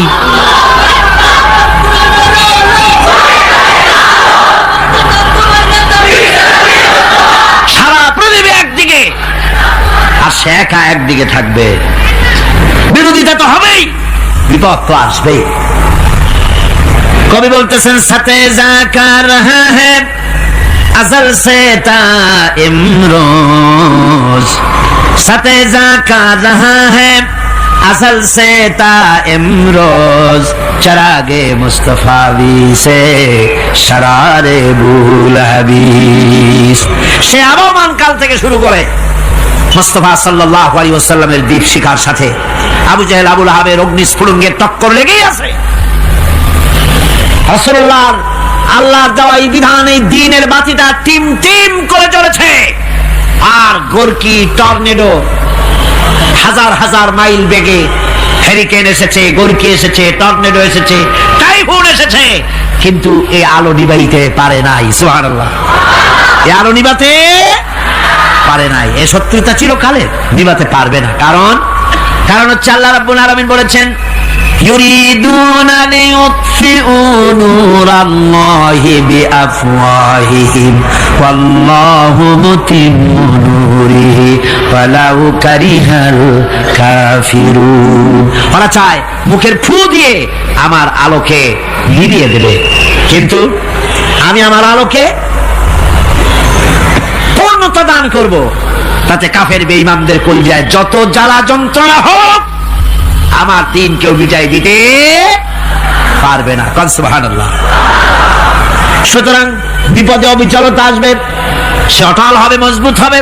কোরআনে কারীম বলতেছে ওয়াকাযালিকা জাআলনা লিকুল্লি নাবিয়্যিন আদুওয়াম মিনাল মুজরিমিন। এই পৃথিবীতে এমনি করে আমি সকল নবীদের শত্রু বানিয়েছি, সব পাপিষ্ঠ অপরাধীদেরকে। নবীদের সাথে বিরোধিতা করেছে কারা? পাপিষ্ঠরা, অপরাধীরা। আজও খুঁজে দেখেন, আজও ইসলামী আন্দোলনের বিরোধিতা যারা করে সবগুলি কি পাপিষ্ঠ? সত্য কি রাখ? ইসলামী আন্দোলনের বিরোধিতা যারা করে হিসাব করে, চোখ দিয়ে তাকায় দেখেন, খুঁজে দেখেন তাদের নামগুলি। মদখোর, জিনাকার, বদমাশ, চোর, হাইজাকার, বেনামাজি, লুটেরা, মিথ্যাবাদী, সবচাইতে সমাজের নিকৃষ্ট লোকগুলি ইসলামের বিরুদ্ধে করে।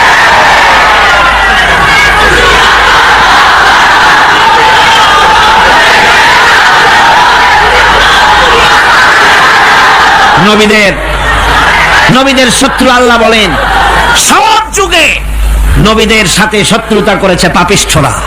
আল্লাহর কথা, কার কথা?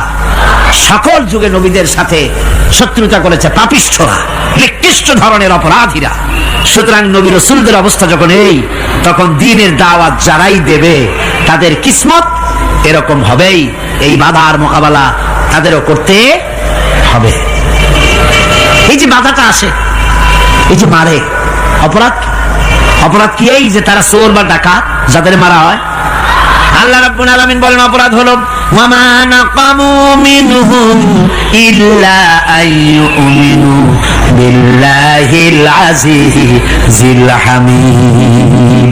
অপরাধ হচ্ছে ঈমানদার লোকদের উপর নির্যাতন চালিয়েছে, অন্য কোনো কারণে নয়। কারণ একটাই, তারা আল্লাহর জমিনে আল্লাহর দ্বীন প্রতিষ্ঠা করতে চেয়েছে, আর কোনো অপরাধ না। জমিন আল্লাহর, জমিন কার? এই বিশাল জনসমুদ্র গর্জে উঠুন একযোগে, বলুন জমিন কার?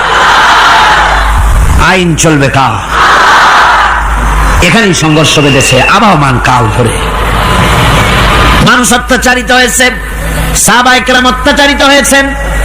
বুখারী শরীফের হাদিসে এসেছে রাসূল করিম সাল্লাল্লাহু আলাইহি ওয়াসাল্লামের কাছে হযরতে খাব্বাব গিয়ে উপস্থিত হয়েছিলেন। হযরতে খাব্বাব বলেন, হাদিসটা এভাবে লেখা হয়েছে বুখারীতে, ওয়ান খাব্বাব বিন আরিদ রাদিয়াল্লাহু তাআলা আনহু قال شكونا إلى رسول الله صلى الله عليه وسلم وهو متوسد بردة له في ظل الكعبة। রাসূলুল্লাহর কাছে গেলাম, কাবা শরীফের কাছে গিয়ে দেখি নবীজি একটা চাদর গায়ে দিয়ে তিনি আরাম ফরমাচ্ছিলেন কাবা শরীফের ছায়ায়। সেখানে গিয়ে বললাম, আলা তাস্তানসিরু লানা আলা তাদউ লানা ইয়া রাসূলুল্লাহ, হে আল্লাহর রাসূল, আপনি কি আমাদের জন্য আল্লাহর কাছে দোয়া চাইবেন না? আপনি কি আল্লাহর কাছে আমাদের জন্য সাহায্য চাইবেন না? আমাদের লোকগুলিকে, মুসলমানগুলিকে মারতে মারতে তো শেষ করে ফেলে দিল। তারা আমাদের সুমাইয়াকে মারলো, আমাদের খাব্বাবকে উটের সাথে পায়ের দড়ি লাগায় টানলো, আমাদের খোবাইবকে তারা আগুনের উপরে চিৎ করে শোয়ায় রাখলো, না খায় রাখতেছে, মারতেছে, কষ্টে তো শেষ হয়ে গেলাম। হুজুর, আপনি কি আমাদের জন্য দোয়া করবেন না? হাদিস শরীফে এসেছে, নবীজি উঠে বসলেন সোজা হয়ে। নবীজি বলেন, ও আমার সাহাবী, ও খাব্বাব, শোনো, তোমাদের আগে এই পৃথিবীতে যারা দ্বীনের দাওয়াত দিতে এসেছিলেন তাদেরকে সমকালীন রাষ্ট্র শক্তি, সমাজ শক্তি তাদেরকে ধরতো। ফায়ুখাজুর রাজুলো, তাদেরকে তারা ধরতো। ফায়ুফারু লাহু ফিল আরদ, আর তার জন্য জমিনের ভিতরে কবর বানাইতো। ওই কবর ফায়ুজালু ফিহা, ওই কবরের ভিতরে তাকে কোমর পর্যন্ত গেড়ে দিত। সুম্মা ইউতা বিল মানশার, এরপরে করাত আনতো। ফায়ুদাউ আলা রাসিহি, এরপরে ওই করাত তার মাথার উপরে রাখতো। ফায়ুজালু নিসফাইন, এরপরে করাত দিয়া চিরে জীবিত মানুষটারে দ্বিখণ্ডিত করে ফেলে দিত। মা ইয়াসুদ্দুহু যালিকা আন দীনিহি, ও আমার খাব্বাব, এত কষ্ট দেওয়ার পরেও সেই যুগের কোন মুসলমানকে, দ্বীনের দায়ীদেরকে আল্লাহ দ্বীন থেকে এক চুলো তারা সরাই দিতে পারে নাই, এক চুলো সরাতে পারে নাই। ওয়াল্লাহি, ও খাব্বাব, আমি আমার আল্লাহর নামে কসম করে বলছি, লা ইউতাম্মান্নাল্লাহু হাযাল আমরা হাত্তা ইয়াসিরা আর-রাকিবু মিন সানা ইলা হাযাল মাউত। আমি কসম করে বলি, আল্লাহ রাব্বুল আলামিনের এই সানা থেকে হাজারামাত পর্যন্ত লোকেরা যাতায়াত করবে, সুন্দরী রমণীরা গমন করবে, সদাগরেরা যাতায়াত করবে, টাকা নিয়ে পয়সা নিয়ে যাতায়াত করবে। তাদের মনের মধ্যে লুটের ভয়, টাকার ভয়, চুরির ভয়, ডাকাতির ভয়, জেনার ভয়, হত্যার ভয়, ধর্ষণের ভয়, কোনো ভয় থাকবে না। লা ইয়াখাফু ইল্লাল্লাহ, আল্লাহ ছাড়া কোনো ভয় থাকবে না। এমন একটা সমাজ, এমন একটা সময় আসবে। ওয়ালাকিন্নাকুম তাস্তাজিলুন, অথচ খুব তাড়াহুড়ো তোমরা করতেছো। তাড়াহুড়ো করো না, সময় আসবে ইনশাআল্লাহ। আর সে সময় আসছিল মদিনায়, আসে নাই? আসে নাই? সুতরাং আজও চট্টগ্রামের এই বিশাল জনসমুদ্রকে বলতে চাই, নির্যাতন, স্বৈরাচার, জুলুম, অত্যাচার, হত্যাকাণ্ড যা কিছু ঘটতেছে, ধৈর্য ধরুন, আন্দোলনে শরীক হন, জান বাজি রাখুন। এ বাংলাদেশেও আগামী যে পার্লামেন্ট হবে, আগামী জাতীয় নির্বাচনে যে পার্লামেন্ট তৈরি হবে, ইনশাআল্লাহ সেই পার্লামেন্ট হবে কোরআনের পার্লামেন্ট, ইনশাআল্লাহ।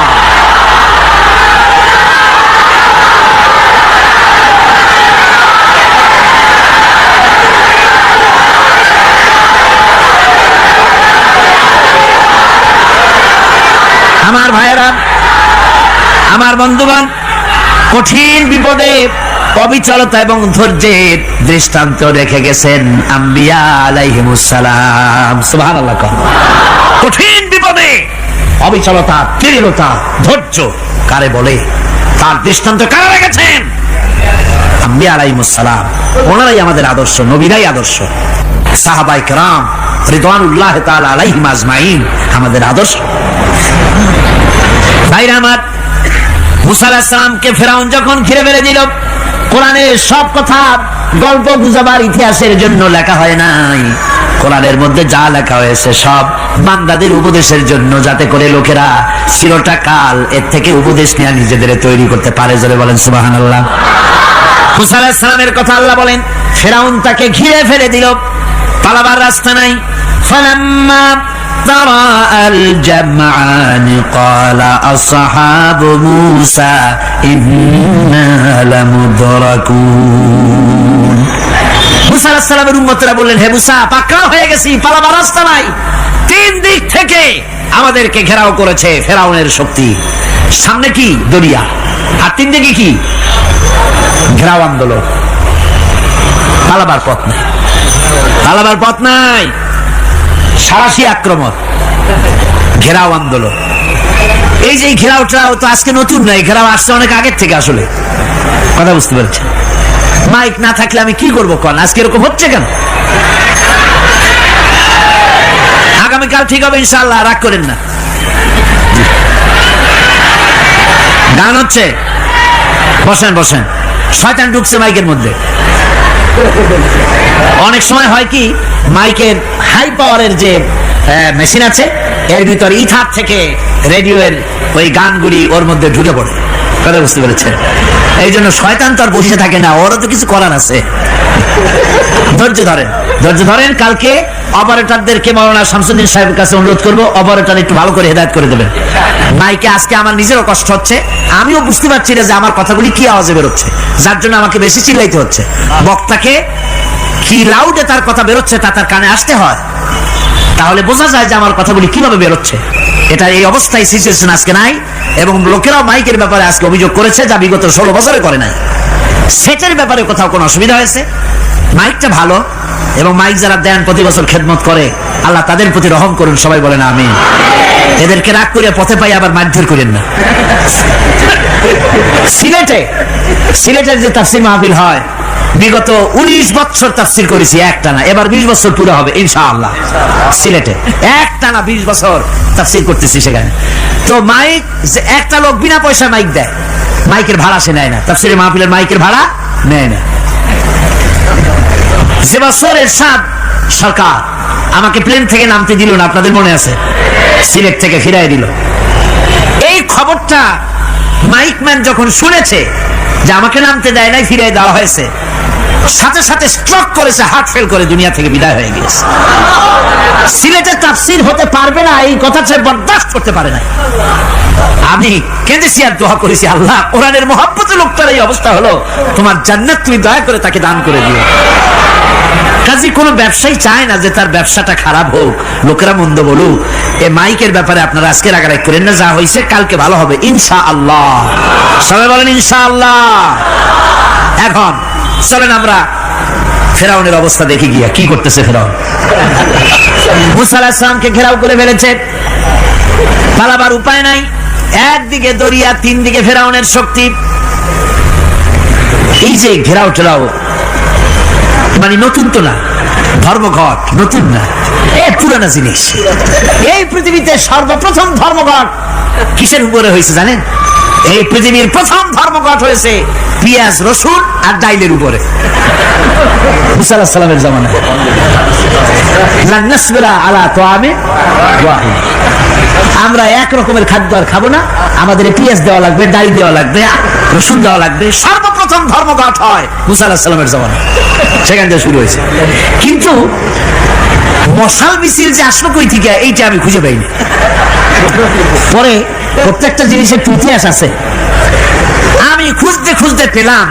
আমি জানি না এর ইতিহাস মূলে কোথায়, কিন্তু আমি যতদূর খুঁজে পাইছি সেটা হলো মশাল মিছিলের আবিষ্কার হয়েছে লঙ্কায় রাবণের সময়। হনুমানের লেজে আগুন দিয়া তারপরে লঙ্কা কাণ্ড ঘষালো, নামই আছে লঙ্কা কাণ্ড। হনুমানের লেজে আগুন দিয়ে রাবণ যে লঙ্কায় মশাল মিছিল করেছিল হনুমানকে দিয়া, ওই হনুমানের ওই সিস্টেমটা এখন আমাদের দেশে চালু আছে। এইটা আসলে কোন ভদ্রলোকের এই মিছিল হওয়া উচিত না। আগুন নিয়ে কিসের মিছিল? আগুন হলো জাহান্নামের প্রতীক। আগুন কিসের প্রতীক? জাহান্নামের প্রতীক। যদিও আমাদের উপকারে লাগে, কাজে লাগে। সুতরাং আমরা যা করব, প্রত্যেকটা জিনিসের পেছনে সুন্নতে নববীর কোন না কিছু থাকতে হবে। কথা বুঝতে পেরেছেন? তিন দিক থেকে ঘেরাও হয়ে গেছে, পালাবার কোন রাস্তা। হযরতে মুসা আলাইহিস সালামের কাছে উম্মতেরা বললেন, পালাবার তো কোনো পথ নাই, এখন উপায়টা কি? আমাদের তো আর উপায় নাই। মুসা আলাইহিস সালাম দেখেন বিপদে পড়ে গেছেন, কিন্তু ধৈর্য হারান নাই, ভয় পান নাই। ভয় পাইছিলেন? ভয় পেয়েছেন? প্রশ্নই ওঠে না। মুসা আলাইহিস সালাম, আল্লাহ পাক যাদেরকে বলেছেন উলুল আযম রাসূল, যাদের বলেছেন তার মধ্যে হযরত মুসা একজন উলুল আযম পয়গম্বর। চারটিখানি কথা না, আল্লাহ কথা বলছেন তার সাথে, কালিমুল্লাহ তিনি। সুবহানাল্লাহ। মুসা আলাইহিস সালাম শোনালেন, কাল্লা ইন্না মাইয়া রাব্বি সায়াহদিন। কখনো নয়, আমার উম্মতেরা ভয় পেও না, আমার রব অবশ্যই আমাকে পথ দেখাবে। সুবহানাল্লাহ। তিন দিক থেকে শত্রু, একদিকে দরিয়া, পালাবার কোন রাস্তা নাই। সেখানে দৃঢ়তার সাথে তিনি বলছেন, অবশ্যই আমার আল্লাহ আমারে পথ দেখাবে। সুবহানাল্লাহ। নবীরা এই দৃঢ়তা দেখিয়েছেন, অবিচলতা দেখাইছেন। আল্লাহ পাক মুসা আলাইহিস সালাম যখন এই দৃঢ়তা দেখালেন, এই অবিচলতা দেখালেন, সঙ্গে সঙ্গে জিবরাইল এসে হাজির হয়ে গেলেন।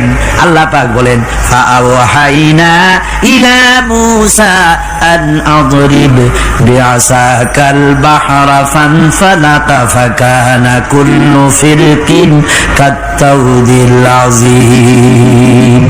মুসা আলাইহিস সালামকে আমি ওহী নাযিল করলাম, তাকে বললাম হাতে যে লাঠি আছে এই লাঠি দিয়ে আঘাত করো দরিয়ার উপরে। দরিয়ার উপরে আঘাত করলেন, একটা রাস্তা হয় নাই, 12টা রাস্তা তৈরি হয়ে গেল। আর দেওয়ালগুলা পাহাড়ের মতো উঁচা হয়ে গেল। দরিয়ার ভিতরে পাহাড়ের মতো উঁচা মজবুত 12টা রাস্তা। এবার মুসা আলাইহিস সালাম তার দলবল নিয়ে চললেন। আল্লাহ রাব্বুল আলামিন বলেন, ওয়া আনজাইনা মুসা ওয়া মান মাআহু আজমাইন। মুসা এবং তার সাথী সঙ্গীদেরকে আমি পার করে দিলাম। মুসা আলাইহিস সালাম এবং তার সাথী সঙ্গী নিয়ে যখন দরিয়ার মাঝখানে আসছে, ফেরাউন তার দলবল নিয়ে এসে গেছে। আসে দেখে নদীর মধ্যে রাস্তা। বাবা, খুব তো কায়দা। ও মনে করছে ওর বাজানে তৈরি করা ডিস্ট্রিক্ট বোর্ডের রাস্তা। ওর লোকজন নিয়ে নেমে গেছে দরিয়ার ভিতরে। ও আসছে মাঝখানে, মুসা আলাইহিস সালাম চলে গেছেন ওপার, দরিয়া পার। মাঝখানে যখন এসে গেল, আল্লাহ রাব্বুল আলামিন পানিকে অর্ডার করলেন কুন। আল্লাহর তো বটন টেপা লাগে না, মুখ দিয়া কোনো হুকুম করা লাগে না, শুধু বলেন কুন। যে ব্যাপারে কুন বলেন ফায়াকুন, সাথে সাথে হয়ে যায়। আল্লাহ বললেন কুন, আর অমনি রাস্তা বন্ধ হয়ে গেল। এবার তুফান শুরু হয়েছে নদীতে, ঢেউয়ের উপরে ঢেউ, মৌজুন কাল জিবাল, পাহাড়ের মতো উঁচু হয়ে হয়ে ঢেউ আসতেছে। দলবল ঘোড়া আর অস্ত্রপাতি যা ছিল সব মরে শেষ। এবার ফেরাউন একা উপরে ওঠে আর নিচে নামে, পানি খেতে খেতে পেটের কাম সারা। জনমের খাওয়া খাইছে পানি, এখন জান যা, বাঁচবার আর উপায় নাই, বাঁচবার আর উপায় নাই। ফেরাউন তার নিজের জীবন সম্পর্কে হতাশ হয়ে গেল। এবার ফেরাউন বলতেছে, আমানতু আন্নাহু লা ইলাহা ইল্লাল্লাযী আমানাত বিহি বানু ইসরাঈল। আমি ঈমান আনলাম, আমি ঈমান আনলাম আল্লাহ ছাড়া কোন ইলাহা নাই। ওই আল্লাহর উপর ঈমান আনলাম যে আল্লাহর উপর ঈমান এনেছে বনি ইসরাঈলেরা। আল্লাহ যাতে ঠিক পায় যে কোন আল্লাহর উপর ঈমান আনছে। বনি ইসরাঈলের আল্লাহর উপর ঈমান আনলাম। আল্লাহ, এই তো মুসলমান হয়ে গেছি, এরপরও আমার সুবাও কেন? আল্লাহ রাব্বুল আলামিন জবাবে বলেন, আল আন, এখন ওয়াকাদ আসাইতা ক্বাবলু ওয়া কুনতা মিনাল মুফসিদিন। এখন ঈমান আনার কথা বলছো, অথচ যুগের পর যুগ, বছরের পর বছর ধরে আমার মানুষের উপরে মন গড়া আইন চালাইছো, আমার পয়গম্বরের সাথে বেয়াদবি করেছো। আজ তোমাকে আমি ছাড়ছি না, তোমাকে আজকে ছেড়ে দেব না, আমি তোমাকে মারব। আর সমস্ত প্রাণীগুলিকে, স্থলচর প্রাণীগুলিকে আল্লাহ পাক অর্ডার দিয়া দিলেন, এই ফেরাউনের লাশকে ডুবাবি না, পচাবি না, খাবি না। আলিয়াউমা নুনাজ্জিকা বিবাদানিক, আমি তোমার শরীরে বাঁচায় দেব। পোকে খাবে না, পানিতে পচবে না, মাছে খাবে না, কুমিরে খাবে না, দুনিয়ার কোনো পশুতে খাবে না। আমি তোরে শুটকি বানাইয়া রাখবো, যাতে করে দুনিয়ার সমস্ত ফেরাউন যত যুগে যুগে আসে তোরে দেখে যেন হেদায়েত নিতে পারে। ফেরাউনকে আল্লাহ শুটকি বানায় রাখছে। আমি ফেরাউনদের লাশ দেখেছি ব্রিটিশ মিউজিয়ামে। ফেরাউন তো একটা না, অনেকগুলা। আসলটারে অবশ্য দেখিনি। ব্রিটিশ মিউজিয়ামে ওই ফেরাউনগুলার লাশ যখন অসুবিধা হয়, মমিগুলি, তখন ইংল্যান্ডে নিয়ে যায় চিকিৎসা করাবার জন্য। চোখ আছে গর্তের ভিতরে, তারপরে চামড়া টামড়া হাড়ের সাথে মিশানো, ওইভাবে চেহারা দেখলে মনে হয় যে সত্যি ফেরাউনিগুলা। আর ব্রিটিশের কাম মিশর থেকে না আনছে এমন কোন জিনিস নাই। আমি সেখানে এক বক্তৃতা বলছিলাম, আপনারা এদের এখন সভ্য, এদের এখন ভদ্র, এরা হলো ইন্টারন্যাশনাল শো, ওরা সারা দুনিয়া চুরি করেছে। লন্ডনে বক্তৃতা করেছি, সারাটা দুনিয়া চুরি করছে, আমাদের দেশকে শোষণ করেছে, এই বিশাল ভূভাগকে শোষণ করে ইংল্যান্ডের দ্বীপটাকে তারা সাজাইছে। তারা ময়ূর সিংহাসনের, শাহজাহানের ময়ূর সিংহাসনের ময়ূরের বাম চোখে কোহিনূর মণি লাগাইছিলেন, শাহজাহান ময়ূরের ডান চোখে কোহিনূর মণি লাগায় নাই। কোহিনূর মণির অনেক দাম, আমি দেখে এসেছি মণি, এখন সেটা কুইন এলিজাবেথের মুকুটের শোভা পাচ্ছে। সেই মণি এমনি বলে প্রবাদে 7 রাজার ধন 1 মাণিক্য, বলেন এরকম অনেক দাম। শাহজাহান দেখালেন, আমি মুসলমান, আমার কাছে এটার দাম নাই, এই জন্য ময়ূরের ডান চোখে লাগালাম না, বাম চোখে লাগাই দিলাম। এইটারে চুরি করছে। তারপরে মিশর থেকে, মিশরের মমি চুরি করেছে, জুতা চুরি করছে, ছাতি চুরি করছে, পিসা চুরি করেছে। আমি বললাম এগুলা কি ভদ্রলোক নাকি? এরা জুতা চোর, পিসা চোর, লাঠি চোর, সব চুরি করেছে। যাই দেখেন ব্রিটিশ মিউজিয়ামের মধ্যে সব দুনিয়ার চুরি করা জিনিস নিয়ে তারা মানুষকে দেখাইয়া পয়সা অর্জন করছে। টিপু সুলতানের তরবারিটা পর্যন্ত চুরি করেছে। আজ পর্যন্ত ব্রিটিশ মিউজিয়ামে টিপু সুলতানের তরবারিটা আছে, আমি তরবারিটা দেখে এসেছি। আমার বন্ধুগণ, বলতেছিলাম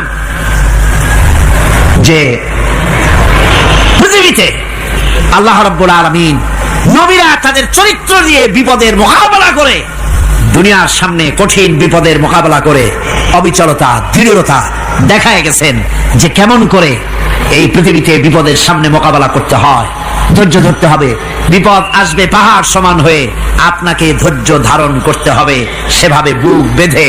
যেহেতু এটা যদি বিশ্বাস হয় যে আমার কিসমতে যা আছে তার থেকে বেশি কিছু হবে না, তাহলেই আপনার ধৈর্য আসবে, ভয় পাবেন না। কথা ঠিক কিনা কন? এবারে হযরত হুদ আলাইহিস সালাম সম্পর্কে আল্লাহ রাব্বুল আলামিন বলেন, হযরতে হুদকে যখন ষড়যন্ত্র হলো, কাফির বেঈমানেরা তাকে মেরে ফেলার জন্য যখন সরকারি ষড়যন্ত্রে লিপ্ত হয়ে গেল, হযরতে হুদ সমাজের এই চ্যালেঞ্জের মোকাবেলা করলেন। হযরত হুদ বলেন, ফাকিদুনি জামিআন সুম্মা লা তুনজিরুন ইন্নী তাওয়াক্কালতু আলাল্লাহি রাব্বি ওয়া রাব্বিকুম। আমি, তোমরা তোমাদের ষড়যন্ত্র আমার বিরুদ্ধে যত পারো আমার বিরুদ্ধে ষড়যন্ত্র চালাও, এতটুকু আমার অবকাশ দিও না। আমি এমন আল্লাহর উপরে ভরসা করেছি যার হাতের ভিতরে তোমাদেরও জান আর আমারও জান। যা পারো তাই করো। সরকার, সমস্ত শক্তি একত্রিত হয়ে আমার মোকাবেলা করো। একদিকে হুদ আলাইহিস সালাম, আর একদিকে গোটা জাতি। হযরত হুদ ভয় পায় নাই। সুবহানাল্লাহ কোন? ঈমান বিল্লাহ মানুষের কলিজাকে এভাবে শক্ত করে দেয়। কোন আলহামদুলিল্লাহ। এবারে এই বিপদের, কঠিন বিপদের মোকাবেলা করে আমার রাসূল যে প্রমাণ দিয়া গেলেন, আমার রাসূল যে কঠিন বিপদের মোকাবেলা করলেন, ভাইরা আমার, হিজরতের রাতে সওর পাহাড়ের ভিতরে যখন তিনি আশ্রয় নিলেন, হযরতে আবু বকরের সাথে ছিলেন। হযরতে আবু বকর রাদিয়াল্লাহু তাআলা আনহু বলেন, হুজুর আপনি দাঁড়ান, এটা তো পাহাড়িয়া গুহা, গুহার ভিতরে সাপ থাকতে পারে, বিচ্ছু থাকতে পারে, আমি আগে ঢুকি, বিপদ যদি হয় আমার উপর থেকে হয়ে যাক। গুহার ভিতরে নেমে গুহা সাফ করলেন। এরপরে হুজুরকে ডাকলেন, হুজুর তাশরীফ নিলেন গুহার ভিতরে। এরপরে হুজুর বললেন, আবু বকর, পাহাড়ে হেঁটে হেঁটে 2-3টা পাহাড় পাড়ি দিয়া যাওয়া লাগে সোর পাহাড়ে। মদিনার সোজা রাস্তা হুজুর ধরেন নাই, মেসফালার পথ দিয়া, জাবালে খেদোয়ার উপর দিয়া 3টা পাহাড় পাড়ি দিয়া তারপরে হুজুর গেলেন সোর পাহাড়ে। গুহার ভিতরে হুজুর তাশরীফ নিলেন। বললেন, আবু বকর তুমি বসো, তোমার উরুর উপরে মাথা রেখে আমি একটু আরাম করি। হযরতে আবু বকর বসলেন, হুজুর তার উরুর উপরে মাথা রেখে ঘুমায় গেলেন। আর এরপরে কাফির বেঈমানেরা তালাশ করতে করতে কাফেররা এসে গেল পায়ের চিহ্ন দেখে দেখে গর্তের কাছে। হযরত আবু বকর ভয়তে কেঁদে ফেললেন, আরে আর তো উপায় নাই, এবার তো ধরা পড়ে গেছি, এবার নবীজিকে মেরে ফেলে দেবে। নবীর মহব্বতে, নিজের মহব্বতে নয়, নবীর মহব্বতে কাঁদতেছিলেন। হুজুর বলেন, হুজুরের ঘুম ভেঙে গেল। বলো আবু বকর কাঁদো কেন? ছেলের কথা, মেয়ের কথা, বিবির কথা, বাড়ির কথা মনে পড়লো নাকি? হযরত আবু বকর বলেন, ইয়া রাসূলুল্লাহ, আল্লাহর কসম করে বলি, যেদিন ঈমান এনেছি এই কলিজার ভিতরে মা বাপ, স্ত্রী, পুত্র, পরিজন, এমনকি আমার নিজের জীবনের চাইতে আপনারে বেশি ভালোবাসি। কাঁদো কেন? কাঁদো কেন? হযরত আবু বকর বলেন, হুজুর ধরা পড়ে গেছি, কাফেররা এসে গেছে, বক্তের কাছে তাকালি আমাদের দেখতে পাবে। আমরা তো মাইনরিটি, ওরা তো মেজরিটি, আমরা তো ধরে মারি ফেলাই দেবে, আপনাকে মেরে ফেলে দেবে, এই জন্য কাঁদি। আল্লাহ রাব্বুল আলামিন, হুজুর তখন কি দৃঢ়তা, কি অবিচলতা, কি ধৈর্যের পাহাড় সম মনোবৃত্তি তখন দেখালেন। আল্লাহ কোরআন শরীফে চিরকাল যাতে মানুষেরা হেদায়েত নিতে পারে, সেজন্য হুজুরের কথা উঠায় দিলেন কোরআনে।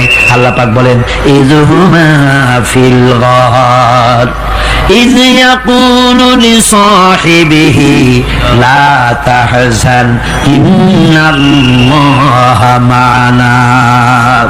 ও বন্ধু, ভয় পেও না, আল্লাহ আমাদের সাথে আছেন। সুবহানাল্লাহ। আল্লাহ আমাদের সাথে আছেন। আমরা মাইনরিটি নই, আমরাই মেজরিটি। আল্লাহ আছে আমার সাথে, ভয় পাওয়ার কোনো কারণ নেই। সুবহানাল্লাহ। আল্লাহ পাক বলেন, ফাআনসালাল্লাহু সাকিনাতাহু আলাইহি ওয়া আইয়াদাহু বিজুনুদিন লাম তারাউহা। আমি এদের অন্তরের ভিতরে আমি শান্তি নাজিল করে দিলাম, প্রশান্তি দিয়া দিলাম, আর আমি সাহায্য করলাম, আর এমন সব সৈন্য পাঠায় দিলাম যে সৈন্যগুলি তোমরা দেখতে পাও নাই। সুবহানাল্লাহি ওয়া বিহামদিহি।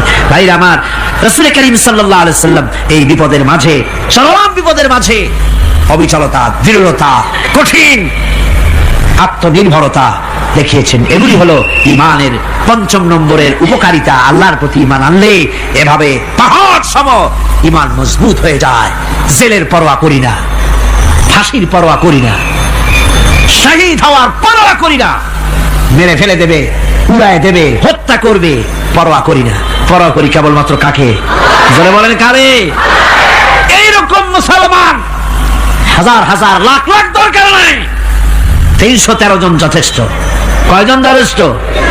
313 জন যথেষ্ট। বদরে যারা জান দিয়ে, মাল দিয়ে দিনকে প্রতিষ্ঠিত করেছিলেন, এরকম 313 দিনই যথেষ্ট ছিল আল্লাহর দিনকে কায়েম করার জন্য। যদি রক্ত দেওয়া লাগে, তাহলে এই বিশাল জনসমুদ্রকে প্রশ্ন করি, ভয় পাবেন? রক্ত দিতে পারবেন? যদি জেলে যাওয়া লাগে যেতে পারবেন? যদি শহীদ হতে হয় তাও কি পারবেন? এই দৃঢ়তা, এই অবিচলতা, এই ঈমান, এই ধৈর্য শিক্ষা দেয়, এই উপকার করে ঈমান বিল্লাহ। আল্লাহর প্রতি ঈমান আনলে এভাবে পাহাড়ের মতো শক্ত হয়ে যায় কলিজা। কোন আলহামদুলিল্লাহ। আমার বন্ধুগণ, এবার আমি বলবো সর্বশেষ উপকারের কথাটা বলি, মোনাজাত ছেড়ে দেব। কয়টার কথা বলছিলাম? উপকার 6টা উপকারের কথা বলেছি। অনেকগুলি বৈশিষ্ট্য, অনেকগুলি উপকারের মধ্যে আল্লাহর প্রতি ঈমানের 6টা উপকারের কথা 5টা বলা হয়ে গেছে। এবার 6ষ্ঠ নম্বর এবং শেষ নম্বর, এটা হচ্ছে আল্লাহর প্রতি ঈমান আনলে পরে তার দ্বারা সবচাইতে বেশি ফায়দা পায় সমাজ এবং রাষ্ট্র। কোন আলহামদুলিল্লাহ, কোন আলহামদুলিল্লাহ। আল্লাহর প্রতি ঈমানের দ্বারা নৈতিক সংশোধন হয় এবং রাষ্ট্র আর সমাজ সবচাইতে বেশি উপকৃত হয়। কারণ হলো ঈমানদার ব্যক্তি আল্লাহর প্রতি যে ঈমান এনেছে, তার মনের মধ্যে ধারণা এটা হয়, আমার কোনো কাজ তো গোপন থাকে না। ইন্নাল্লাহা লা ইয়াখফা আলাইহি শাইউন ফিল আরদি ওয়ালা ফিস সামা। আল্লাহর কাছে গোপন বলতে কিছু নাই, আকাশেও নাই, জমিনেও নাই, কোনো কিছু গোপন নাই। সুতরাং আমি যা করি সব আল্লাহ দেখেন এবং শোনেন। এমনকি মানুষ যে কল্পনা করে, সে কল্পনাও আল্লাহ টের পায় না, নাকি? টের পায় কিনা? وَإِن تُبْدُوا مِنْ أَنفُسِكُمْ أَوْ تُخْفُوهُ يُحَاسِبُكُم بِهِ اللَّهُ। মনের ভিতরে যে কল্পনা করো, আল্লাহ পাক বলেন এই কল্পনারও হিসাব আমি রব্বুল আলামিন তোমার কাছ থেকে নেব। ফায়ুআযযিবু মান ইয়াশাউ, যারে খুশি শাস্তি দেব, আর যারে খুশি আমি maaf করে দেব। জোরে বলেন সুবহানাল্লাহ। ফায়াগফিরু লিমান ইয়াশা ওয়া ইউআযযিবু মান ইয়াশা, যারে খুশি maaf করব, যারে খুশি শাস্তি দেব, কল্পনারও হিসাব নেব। এই কথা মুমিনের যদি জানা থাকে, তাহলে আর তার কোনো চিন্তা থাকে না, তার নৈতিক চরিত্র ভালো হয়ে যায়। কোন সুবহানাল্লাহ। মোনাজাতের কথা শুনে গতকাল বলছিলাম যে মোনাজাতের কথা শুনে যারা হাঁটে, আমি বুঝি না, আমার বুঝে আসে না যে এটা কেমন ধরনের নৈতিকতা। আপনি আপনার বিবেককে কি বুঝান? এই বিশাল জনসমুদ্র নিয়ে আল্লাহর কাছে হাত তুলবো, দোয়া করব, মোনাজাত করব, এই লোভ সম্বরণ করেন কি করে? আশ্চর্য কথা, আশ্চর্য কথা। আমার বন্ধুগণ, ইমানদার লোক, আল্লাহর প্রতি ইমান আসলে পরে সমাজ উপকৃত হয়, রাষ্ট্র উপকৃত হয়ে যায়। যেহেতু বান্দা জানে আমি দায়িত্বহীন কোনো কথা বলতে পারবো না, দায়িত্বহীন কোনো কাজ করতে পারবো না।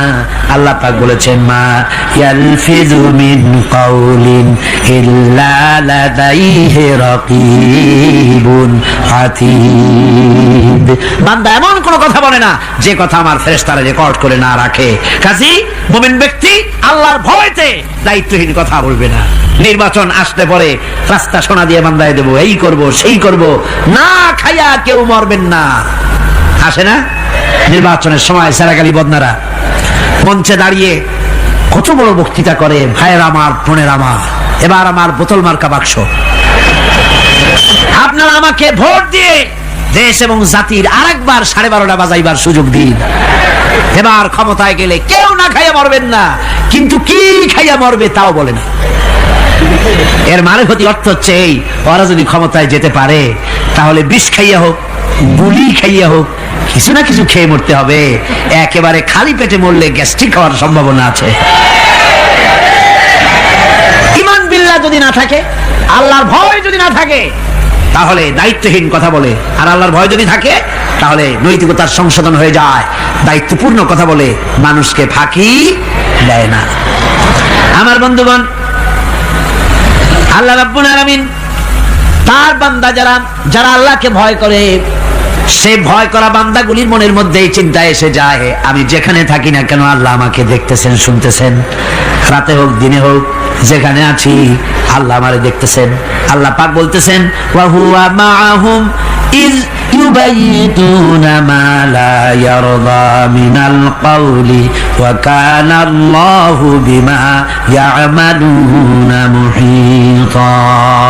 আল্লাহ পাক বলেন, আমি তো আমার বান্দার নিকটে তখনও থাকি যখন সে গোপনে গোপনে রাতের বেলায় আমার মর্জির খেলাফ পরামর্শ করে।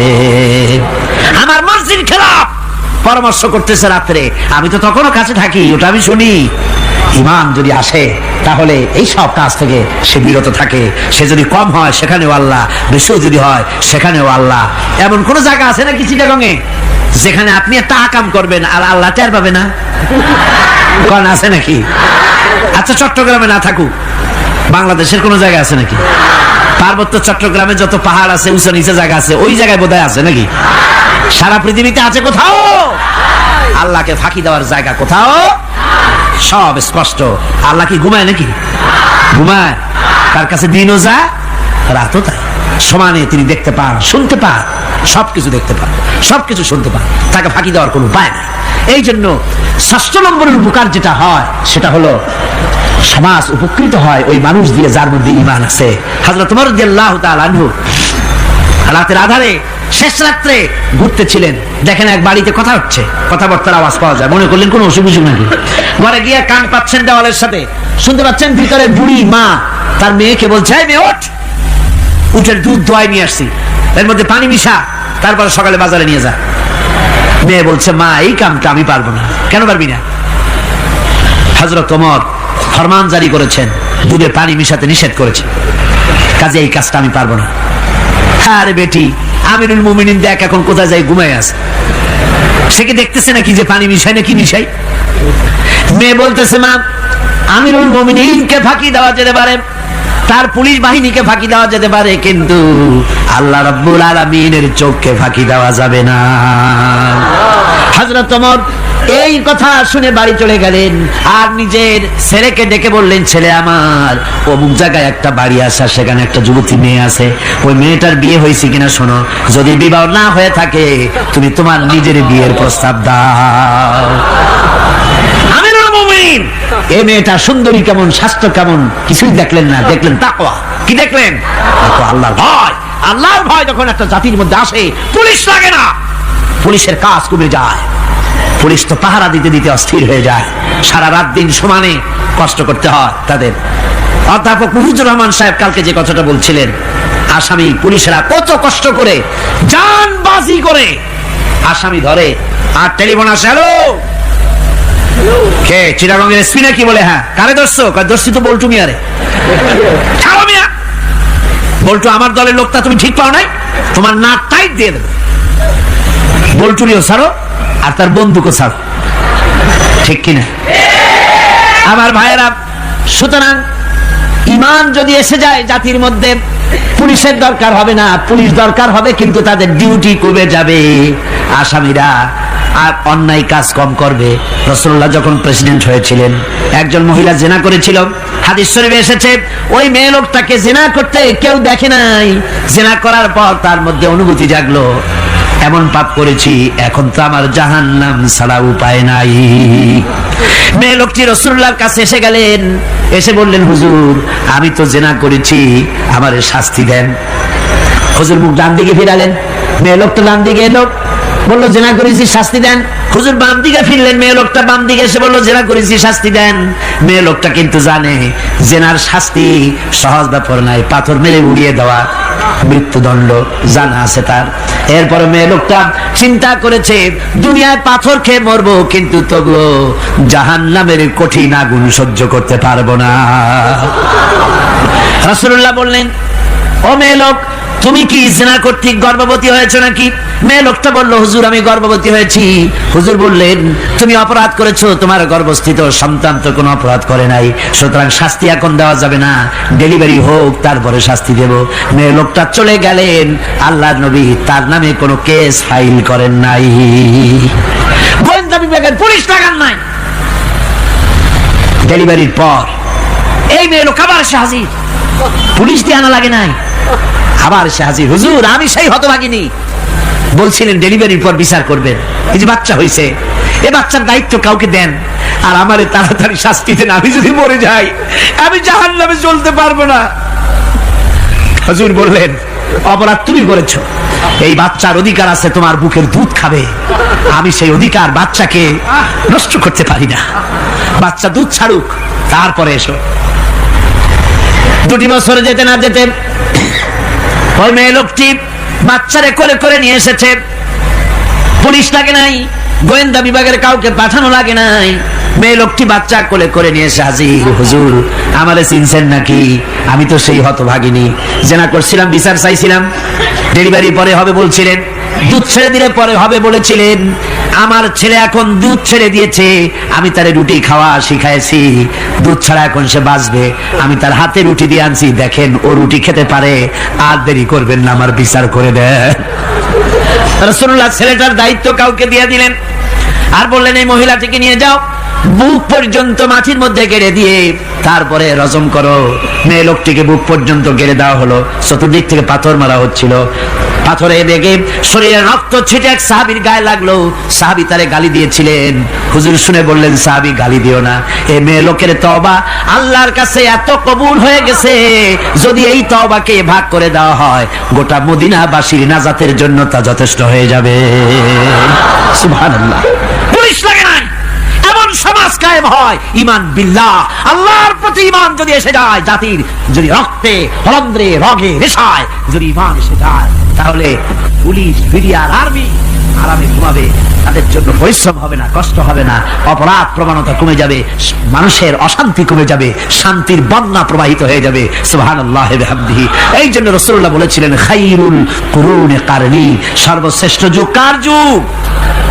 জোরে বলেন না, সর্বশ্রেষ্ঠ যুগ কার যুগ? রাসূলুল্লাহর যুগ। জোরে বলেন কার যুগ? রাসূলুল্লাহর যুগ।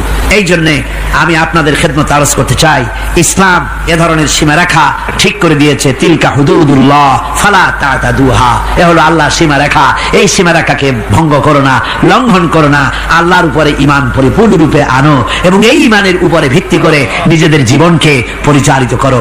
এই ঈমান যদি জাতির ভিতরে এসে যায়, তাহলে বৈষয়িক জীবনে, দুনিয়ার জীবনে সত্যিকারের যদি শান্তি পেতে চাই আল্লাহর উপরে ঈমান আনতে হবে। ইহকাল পরকালে যদি নাজাত পেতে চাই আল্লাহর উপরে ঈমান আনতে হবে। আর আমরা আমাদের চিন্তা ভাবনায়, ওঠায় বসায়, চলায় ফেরায় সর্বত্র আল্লাহর উপরে পরিপূর্ণ মাত্রায় ঈমানটা যদি এসে যায়, তাহলেই শান্তি, তাহলেই মুক্তি। গোটা সমাজ শান্তি পাবে, আমরা দুনিয়ায় আরাম পাবো, কিয়ামতে জাহান্নাম থেকে মুক্তি পাবো। জোরে কোন আমিন।